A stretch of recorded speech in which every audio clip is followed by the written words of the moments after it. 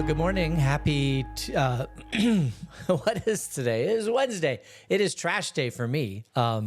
Happy day. Thank you for joining me. Pray that God blesses you today.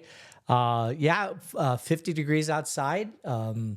Still moist from all the rain, but I think the rain's all gone. We really, we got quite a bit of rain. I don't know if you did, but man, it was, hold on just I haven't really talked this morning, so my voice is still hasn't opened up yet. La la la la. Yeah, a lot of moisture in the air, and it's still recovering from all the rains that we had, and it's just a beautiful day out. This is the time of the year where it's always so wonderful to be in Arizona because it's just absolutely beautiful, and I really, really appreciate living in Arizona this time of year. For other people, it might be like I've got kids in Minnesota, and I think, fall and spring are great for them. But summer is also great for them. For us, it comes a little bit earlier, which is why we do VBS when we do it. It's going on right now, our VBS.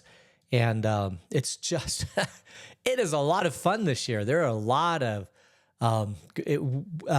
the VBS team went back to Jerusalem, and whenever VBS takes place in Jerusalem, it is actually I shouldn't say Jerusalem. This year it's in Nazareth, where Jesus grew up in Galilee, and whenever you recreate Galilee or Nazareth or Jerusalem or some of these places, the kids get to dress up. I mean, everybody dresses up in costume, and there's lots of crafts from that era that are a lot of fun. And it's just really, really an enjoyable time. And everybody seems to be having a great time. So that's awesome. And also, there are no birthdays today. And I did hear from our friend Neva, who will be coming home today. So I'm really excited about that. So she'll probably join us for our next session, and that's good. Let's see what else. I think that's about it. We are still in Deuteronomy today. We're in chapter 16, and this is a reminder of the people of Israel to continue to celebrate God's goodness in their life and by following various events on the calendar. So let's just kind of go through these and talk about them a little bit. So this is Deuteronomy chapter 16, verse 1. Observe the month of Aviv and celebrate the Passover of the Lord your God, because in the month of Aviv he brought you out of Egypt by night. Sacrifice the Passover to the Lord your God, an animal from your flock or herd at the place the Lord will choose as a dwelling for his name.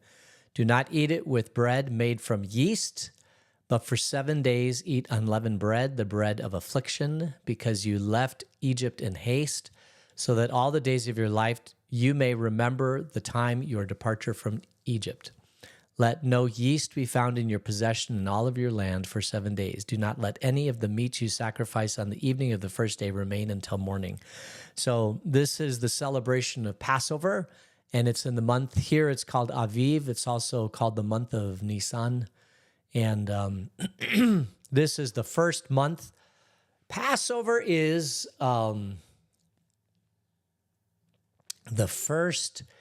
it's right after the first full moon, after the equinox. So in the spring, when the days become equally, right? Same amount of sunshine as there is darkness, that's when you're in the equinox. And then right after that, the first full moon. After that, that begins the month of Nisan. And you follow those months all the way around. And that's how it's not all that complicated. And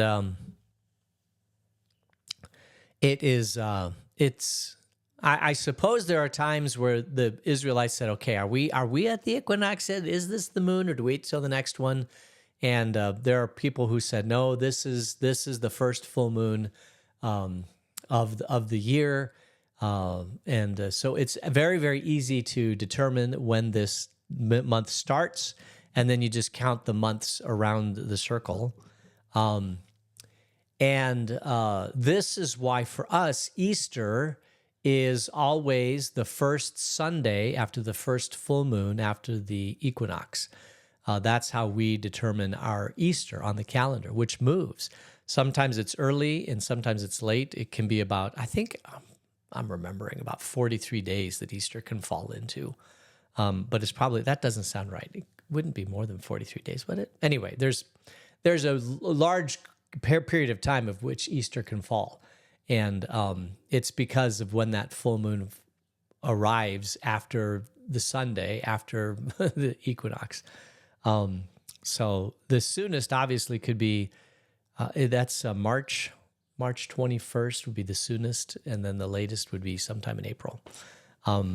This year it's in April 5th, I think, is when Easter is. And Passover would be April 2nd, 5th, 4th, 3rd, 2nd. And so this year, Passover, which we celebrate as Maundy, Thursday, is this Thursday. Yeah, not this Thursday, but the Thursday of April 2nd. But we've celebrated it early in April, and we've celebrated it late in April. So, or late in May, early in April, late in, yeah, All right. So anyway, that's how this is. And what are you supposed to do? You're supposed to sacrifice because God brought you out of slavery in Egypt. And remember this event, they had to pack up quickly. They had just put blood on their doorposts. The angel of death came. Pharaoh relented. And so they gathered up their goods and they left. And they didn't have time to bake bread properly, which is to put yeast in it. So it's really nice and tasty. So there's gluten. They had a gluten-free Passover. And actually, that's interesting. Anyway, so no yeast for sure. You have to have, you have to get out of there. And this is seen as a time of penance. It's seen as a time of remembrance of what God did. And so the joy of bread is the yeast. And so you take the yeast out, and it's not as joyful, it's not as fun to eat, but it is nourishment. It's just as nourishing as yeastful bread. It's just that it's not as tasty. So this is why they celebrate Passover. They celebrate God's goodness, but they also sacrifice a bit by not having yeast, because remember, sacrifice is not always bad. Sacrifice causes us the opportunity, or allows us to have the opportunity to reflect upon why we're sacrificing. So when you're fasting, or when you're giving up something for Lent, or when you're giving up anything and using that time to remember God and his goodness, it's always a good thing, even though it's a sacrifice. And of course, Jesus had the ultimate sacrifice on the cross, which was a good thing, which is why we call it Good Friday. It's a good sacrifice. Sacrifice is not bad. As a matter of fact, we've talked about this a million times, but sacrifice is how love increases. Sacrifice, how the depth of the human condition increases. And anybody that tells you that they're going to alleviate the pain of the human suffering, don't believe them, because suffering and sacrifice are part of the human condition. And if you have no suffering and sacrifice, I don't think you're truly human. I mean, you're physically human, but you're not experiencing the depth of what humans can go through, and then the joy of having God in your life to walk with you during that time of sacrifice. All right, let us continue on. So one of the things is to remember the Passover. Verse 5, you must not sacrifice the Passover in any town the Lord your God gives you, except in the place he will choose as a dwelling for his name. There you must sacrifice the Passover in the evening, when the sun goes down on the anniversary of your departure from Egypt. Roast it and eat it at the place the Lord your God will choose. Then in the morning return to your tents.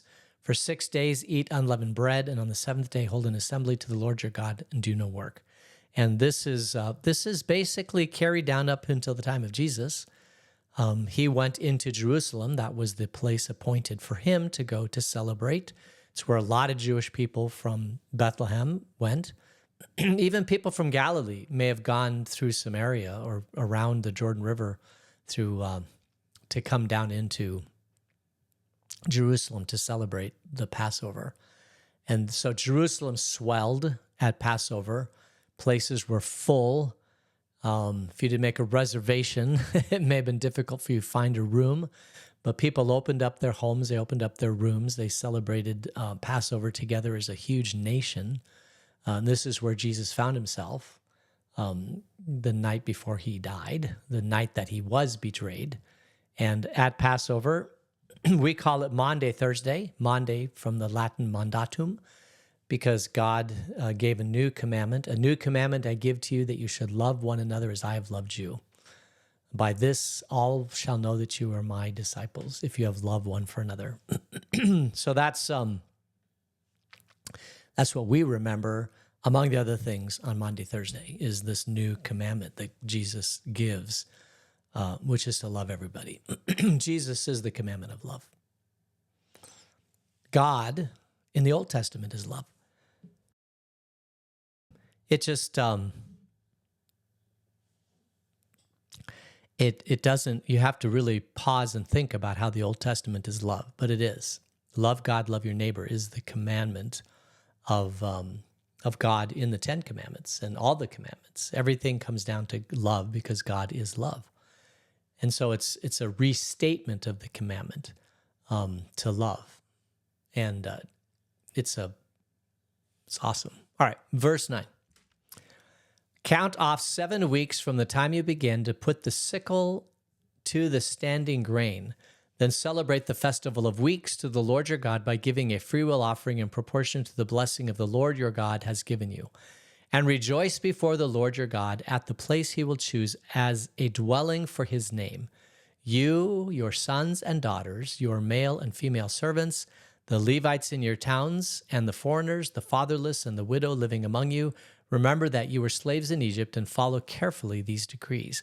So you count off 7 weeks from Passover, right? And then you celebrate the Festival of Weeks or Festival of Grain. There's a bunch of different names for it. But this is the beginning of a whole number of festivals that starts at the Festival of Weeks and works its way through the summer. Because you are from Passover, you count off 7 weeks. So this is April, let's say 2 months from April 5th or April 2nd, April, May, June 2nd, to subtract a week. So this is like at the end of May, the 3rd or 4th week of May would begin the Festival of Weeks. And this is really when summer starts and you start to work the land and start to celebrate God's providence. We don't live in an agricultural society anymore, although there are many agricultural places in the United States. For example, I went to school in Seward, Nebraska. Nebraska is a big, huge agricultural state, and they have a lot of cows and hogs and wheat and sorghum and all the different things. And they live or die. If you are an agricultural community, you live or die by the amount of rain that's coming, when you plant, how you predict the future. Of course, if it's a dry summer, you have to try to figure out how to water your crops. It takes a lot more effort and labor.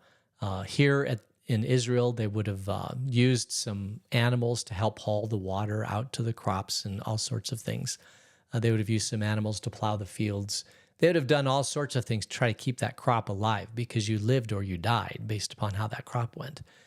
As a matter of fact, one year, the Israelites or the Canaanites didn't have food, and so they heard that Egypt had been preparing for a drought. So they went to Egypt, they purchased food, they survived, and they stayed. They said, this is a nice place to live, so let's stay here for a while, and then they ended up in slavery. And then God had to rescue them out of slavery in Egypt. So these festivals are important. they mark periods of time where they remember God's goodness. And one of God's great goodnesses is that he does not leave us in this world without food and water. It may seem like nothing, but it's everything. Without food or water, we die. And so we have to cultivate. As a matter of fact, in the Garden of Eden, right? God said to Adam, you shall toil preparing the food, cultivating the food, planting the gardens and harvesting the food out of the gardens. You will toil in doing this now. That's your punishment for sin. Eve's punishment is childbirth. Adam's punishment is that he has to work the soil. It's a sacrifice for Adam. But then again, there is joy in the sacrifice, because by all the tilling of the soil and the sweat of the brow, the family eats. And this is Adam's responsibility now, is to do that. All right. And I think that man is created for hard work, hard labor, and to provide sustenance. I think there's an inner need and desire, and even an inner peace of mind when men do that. Not that they're the only ones that do that, not that women can't help and that men, all that, but I think there's I think we are created differently, man and woman. I think the curse to man is different than the one to woman because of the way we're created. All right, verse 13. Celebrate the festival of tabernacles for 7 days after you've gathered the produce of your threshing floor and of your winepress. Be joyful at your festival. Be joyful at your festival. You, your sons and your daughters, your male and female servants, and the Levites, the foreigners, the fatherless, and the widows who live in your towns. For 7 days, celebrate the festival to the Lord your God at the place the Lord will choose, for the Lord your God will bless you in all your harvest and in all the work of your hands, and the joy will be complete. 3 times a year, all your men must appear before the Lord your God at the place he will choose, at the festival of unleavened bread, the festival of weeks, and the festival of tabernacles. No one should appear before the Lord empty-handed. Each of you must bring a gift in proportion to the way the Lord your God has blessed you. So at these 3 celebrations, you bring a gift to God. But the festival of tabernacles is at the first harvest, or when the food starts coming in. And it is quite possible that at this point people are hungry, because this is the first time the food is actually coming in.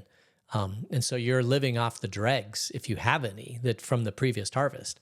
And so now everybody's probably a little emaciated. They also had to work the soil with emaciation. And now the food's coming in, and it's just an awesome time to celebrate. Let's bring out all the food, bring out the wine, let's bring out everything, and just celebrate that we had a harvest and that God provided for us. And this is there's an abundance of food right now, and it doesn't keep.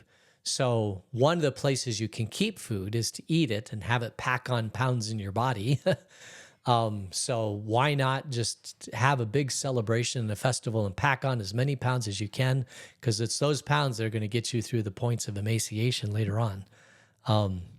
You can certainly store the food in barns and grain silos and all that sort of thing. But another place you can store food is on your body. I'm storing quite a bit right now on my body. So, yeah.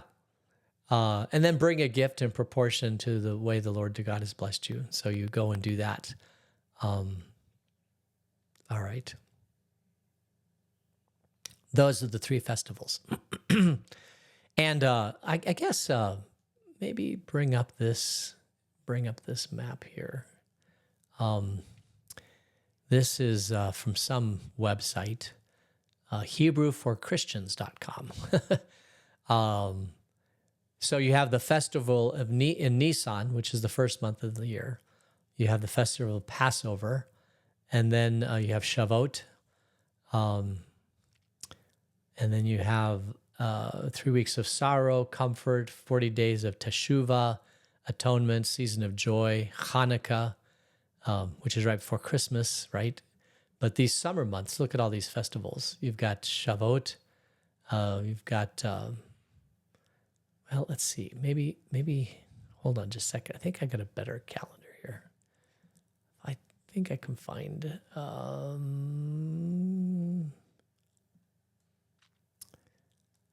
Yeah. All the advertising is causing. Yeah, they're still called. These are the Hebrew names of all the festivals, like Yom Kippur, Sukkot. Yom Kippur is a Day of Atonement. Sukkot. I think the Festival of Booths is Shavuot. I'm just trying to think if I can figure out the better names of these things, but this is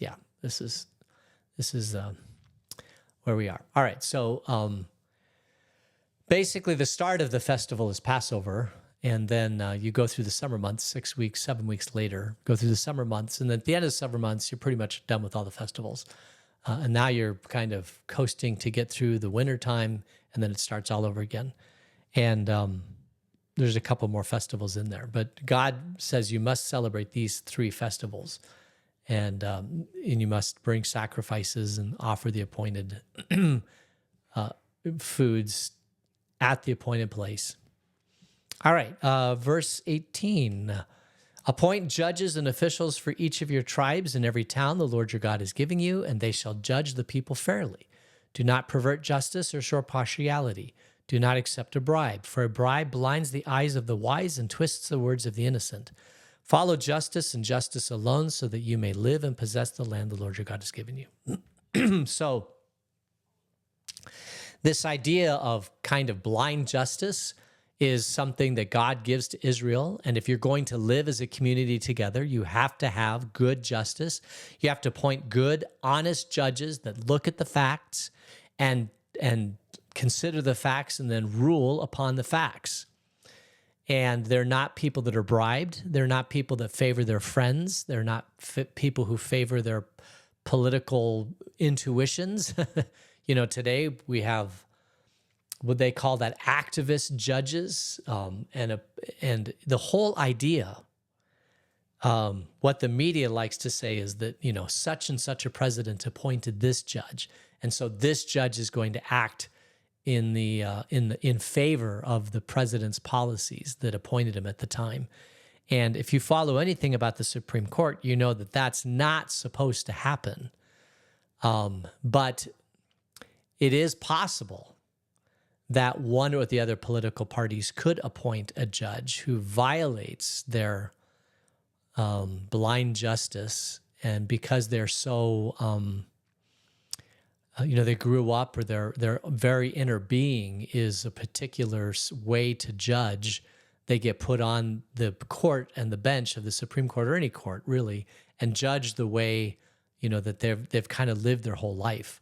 And they believe that they're blind to justice, blind to, it's blind justice, but they can't even, because they're so focused on the things that they believe in, they can't really separate themselves from that, and so then you end up with justices or judges or whatever that have a particular flavor, and then they get appointed and all that sort of thing. But in the beginning, it was intended that justice is on the facts and the facts alone, and that's how it's judged. And most of the time, it's little, not little things, but things that are not difficult to decide. A judge looks at the facts and says, yes, you are guilty. We found the murder knife. We found the evidence, and we are going to convict you. Here in the United States, the justice is, jury. And I got called for jury duty. I'll be in the jury duty in early May, which is the busiest time of my year, of course. Of course. Couldn't be over the summer. It couldn't be, in the spring or the fall where things are a little bit more light. No, it has to be at the busiest month of the church, which is May. May is always the busiest month. And May, this particular time is early May, which is like the busiest of the busiest part of May, of the month. So, yeah, thanks, guys. Appreciate it. But it's my first time, so we'll see how it goes.